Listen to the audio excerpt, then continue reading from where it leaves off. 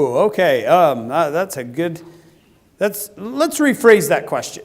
Number one is our goal cannot be to be popular. That cannot be our goal, because you realize if that's your goal, right, you'll do things that are not in the gospel standards, right, to achieve your goal. So I'm going to give you a little quote that I learned from a friend of mine. Her name's Sandra. Get this, you guys, she had what I think is a lot of girls' dream role. She's an LDS girl. She plays on Broadway, and she's Cosette in Les Miserables on Broadway. Now, a lot of girls would be like, that would be my dream, to play Cosette on Broadway. And Sandra got her dream. That was her dream to become. And when I was talking to her, I said, Sandra, she said, yeah. I said, how are you so normal? And she was like, excuse me? I said, you're not supposed to be normal. People who become big like that are supposed to get prideful and weird. You're normal. How'd you get to be normal? And she said, well, being a mom helps me be normal because my kids don't know I'm famous. My kids are just like, Mom, where's the macaroni and cheese? Right?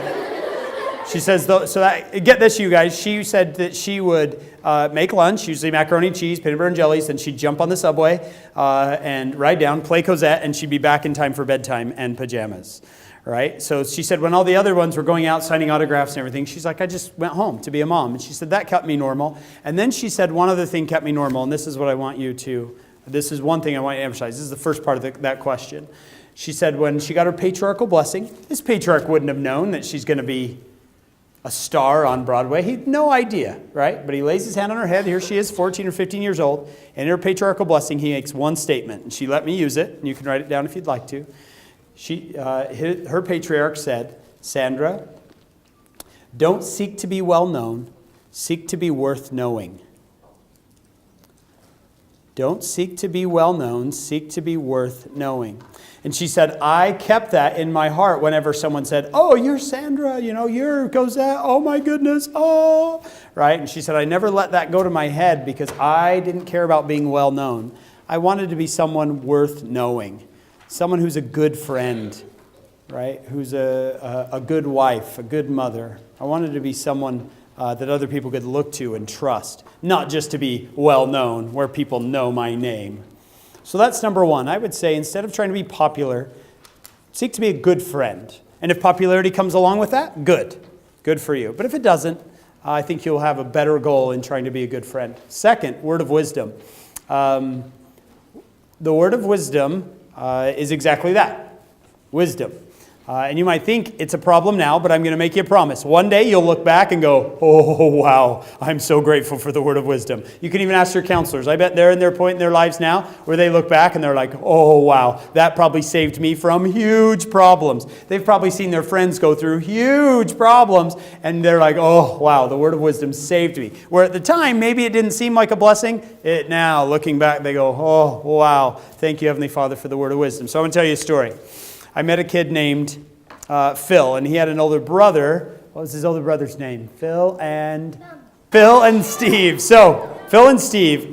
He said Steve was my older brother. He said Steve's Mr. Popular, Mr. Everybody loves Steve. Everybody thinks Steve's the greatest thing. Phil said, I was the more quiet, 2 years younger. I was the quiet one. I didn't want to be up in front. I didn't want to be everywhere. He said so. He told me this story. He said after a football game one Friday night at their high school, everybody went to this pizza place afterwards where it was like packed with people, only standing room only, right? It's their local hangout. So they're all there. He said a good part of our high school was there. He said I was with my other sophomore friends sitting in like a back booth, sipping root beer and eating pizza. And he said my brother, Steve, he's up in the middle, right? He's where everybody's talking to him. He's Mr. Friend. He just loves friends and he loves people and he loves to be the center of things. Well, it was his birthday. It was Steve's birthday. It was his 18th birthday. And Phil said as he's sitting there, Phil's 15, he said he was watching his brother. And all of a sudden, this one girl, super popular girl, stands up and she says, you guys, stop. Everybody stop. They turn the music up. Stop. I want to talk. So they all look at her. She's up on a table. And she said, you guys, it's Steve's 18th birthday today. And he is legal. And they all cheer. Woo. So Steve, you can finally drink without getting in trouble. Right? And he's like looking at him. And then she said, so let's sing happy birthday. And they start singing happy birthday. And the waiter brings out this huge mug of beer, this huge thing of beer, and is walking over to him, right? And I guess the tradition is he sets it down. The person drinks as fast as they can. Woo, you're 18. So Phil's sitting there like, they're the only two members of the church in their school. And he's like, at first he thought it was really funny because it's fun to see your siblings in really difficult situations, right? Where you're like, I'm so glad that's not me. What do they do? Right? So he's watching him, and all of his friends are like kind of watching him, and the whole place is quiet. Happy birthday to you. And they set this mug of beer right in front of him. And he said, Phil said, it just broke my heart. My brother stands up, holds up this mug of beer, and just is like turning it this way, like holding it up like it's a prize. And Phil's like, are you kidding? He's like, Steve. And then he said everything changed when Steve said, you guys, thank you so much for remembering my birthday. I love you. But come on, you know me better than that. And he set it down, and he went back to what he was doing. Some kid was like, blah, blah, blah, blah. He took it and drank it. And Phil just sat there. He said everybody else went back to what they were doing. And Phil, this 15-year-old, sat there staring at his brother. And he said, this guy, he was in his 40s when he's telling me this story. He started to cry, and he said, right then, I knew who I wanted to be. I wanted to be my older brother. So afterwards, they're in the car, and he said, hey, Steve. He said, that was pretty impressive that you didn't drink that in front of everybody. He said, I thought you were going to drink it. And Steve stopped the car, and he goes, what? And he said, I thought you were going to drink it. He said, you did? Why would you think that I would drink that? He's like, I don't know. You just look like you're going to drink it. And then he said this to his little brother. Got in his face a little bit. He said, Phil, I did not make any decisions tonight. I made that decision a long time ago.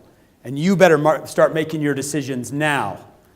Because being in the moment is not the time to be making decisions. You need to make them long before they happen.